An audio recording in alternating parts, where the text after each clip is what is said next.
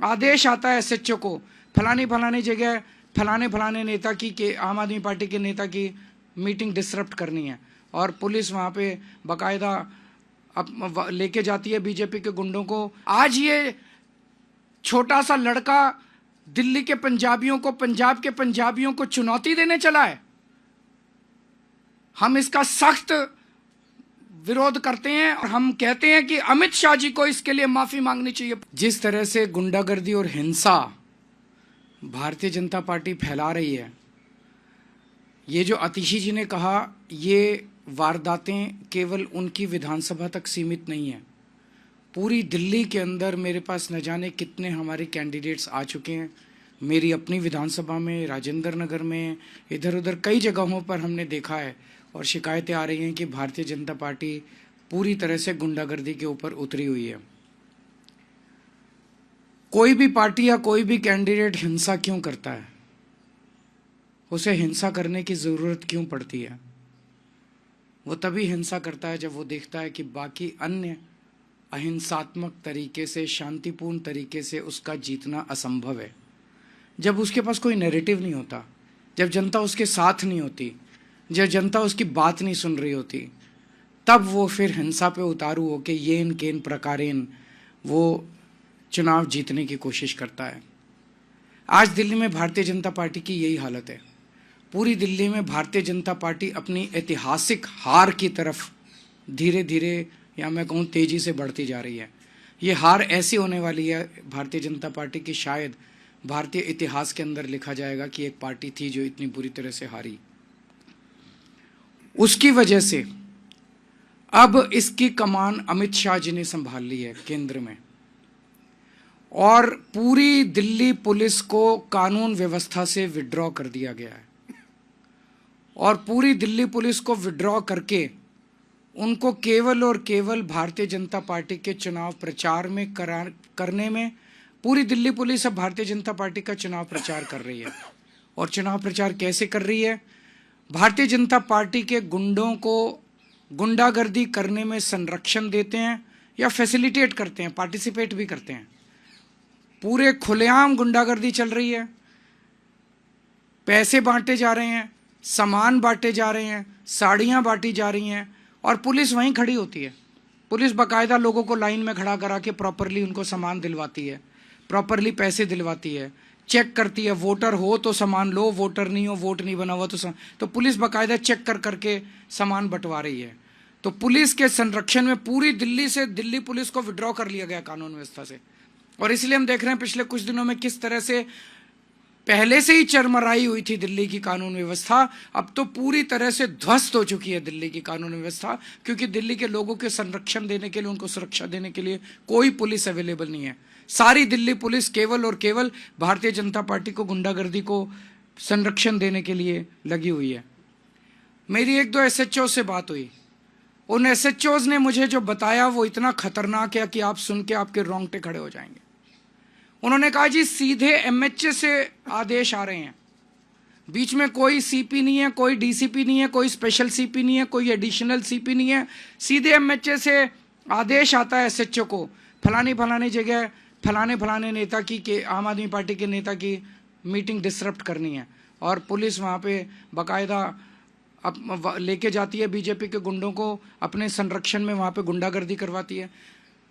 दिल्ली के अंदर अब केवल आम आदमी पार्टी नहीं, कोई पता चल जाए कि आम आदमी पार्टी का समर्थक है, आम आदमी पार्टी का वोटर है, उसको भी नहीं बख्शा जा रहा, उसको डराया जा रहा है। जैसे अभी इन्होंने कहा धमकाया जा रहा है, डराया जा रहा है। और पूरी दिल्ली के अंदर एक जबरदस्त डर का माहौल है कि खबरदार अगर आम आदमी पार्टी को वोट दिया तो। दिल्ली ने इस तरह की हिंसा कभी नहीं देखी थी। दिल्ली एक शांतिप्रिय स्टेट है, दिल्ली एक सभ्य लोगों का शहर है, दिल्ली पढ़े लिखे लोगों का शहर है। तो मैं ये पूछना चाहता हूँ कि क्या दिल्ली ये सब बर्दाश्त करेगी? दिल्ली ये बर्दाश्त नहीं करेगी। मेरी अपनी 3 या 4 सभाओं को इन लोगों ने डिसरप्ट करने की कोशिश की, और बड़ी खूबसूरती देखिए कि वहाँ जो ऑडियंस में लोकल जनता आई हुई थी, महिलाओं ने खड़े होकर जो बीजेपी के कार्यकर्ताओं को खदेड़ा, वहाँ से उन्हें दुम दबा के भागना पड़ा। तो मैं दिल्ली की जनता को कहना चाहता हूँ कि दिल्ली हम सब लोगों की है, इन गुंडों की नहीं है। दिल्ली हमें दिल्ली को बचाना पड़ेगा, आपको दिल्ली को बचाना पड़ेगा, अपनी दिल्ली के लिए, अपने बच्चों के भविष्य के लिए, दिल्ली के भविष्य के लिए आपको खड़े होना पड़ेगा। अगर कहीं ये डराने की कोशिश करें, एकजुट होकर इनका सामना करना पड़ेगा। हम देखते हैं, हम सब 2 करोड़ लोग देखते हैं कि कैसे ये बीजेपी वाले दिल्ली को बर्बाद करते हैं। हम नहीं होने देंगे दिल्ली को बर्बाद। और आप सोच के देखो, चुनाव के पहले अगर ये गुंडागर्दी इस तरह की कर रहे हैं, खुदा ना खास्ता अगर ये जीत गए तो चुनाव के बाद ये दिल्ली का क्या हाल करेंगे, इसकी आप कल्पना भी नहीं कर सकते। हमें दिल्ली की संस्कृति को बचाना है और इस गुंडागर्दी को रोकना है। आप कुछ अगर कोई 1-2 क्वेश्चंस हैं तो आप बताइए। वो बिल्कुल रोकने की कोशिश की जा रही है। मुझे ये डर है कि चुनाव वाले दिन वोटर्स को वोट डालने से रोका जाएगा।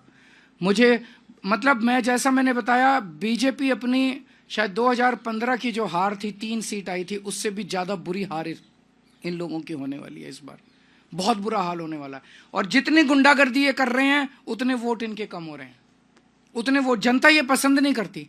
जनता कहती है भाई आप अपना काम बताओ, काम इनके पास है नहीं गिनाने को।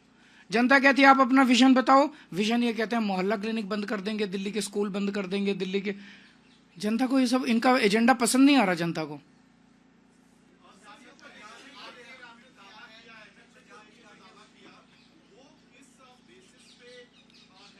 आपको सारे बता दिए, जो एक डेट वाइज, आदमी वाइज इंसिडेंट्स बता रही हैं आतिशी जी। दिल्ली की सीएम आपको इंसिडेंट्स बता रही हैं।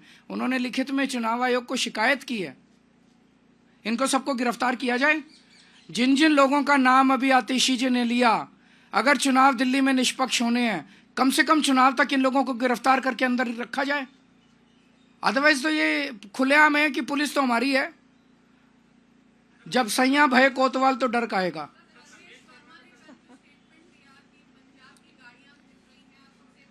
मेरे को बहुत दुख हुआ दिल्ली का एक नागरिक होने के नाते और दिल्ली का पूर्व सीएम होने के नाते। प्रवेश वर्मा जी ने जिस तरह से पंजाबियों के कंट्रीब्यूशन को प्रश्न चिन्ह लगाया। प्रवेश वर्मा जी ने कहा कि पंजाब की गाड़ियां घूम रही हैं, पता नहीं कौन लोग हैं उनमें, और 26 जनवरी गणतंत्र दिवस के लिए सुरक्षा के लिए ये खतरा है। तो क्या सारे पंजाबी आतंकवादी हैं? सारे पंजाबी देशद्रोही हैं? क्या सारे पंजाबी देश के लिए खतरा हैं? पंजाबियों ने दिल्ली को संवारा है। पंजाबियों ने आज जो दिल्ली है जिस स्तर पे, उसमें पंजाबियों का बहुत बड़ा कंट्रीब्यूशन है। पंजाबियों जो आज पंजाबी हैं, इनके पूर्वजों ने देश के लिए कुर्बानियां दी थी। आज जो दिल्ली के पंजाबी हैं, उनके पूर्वजों ने देश के लिए अपनी जान न्यौछावर की थी।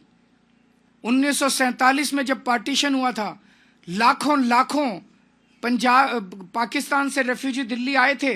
उन्होंने न जाने कितनी यातनाएं और कितनी दुर्दशा झेली थी। आज ये छोटा सा लड़का दिल्ली के पंजाबियों को, पंजाब के पंजाबियों को चुनौती देने चला है। हम इसका सख्त विरोध करते हैं और हम कहते हैं कि अमित शाह जी को इसके लिए माफी मांगनी चाहिए पूरे देश से। अमित शाह जी को पंजाबियों से माफी मांगनी चाहिए।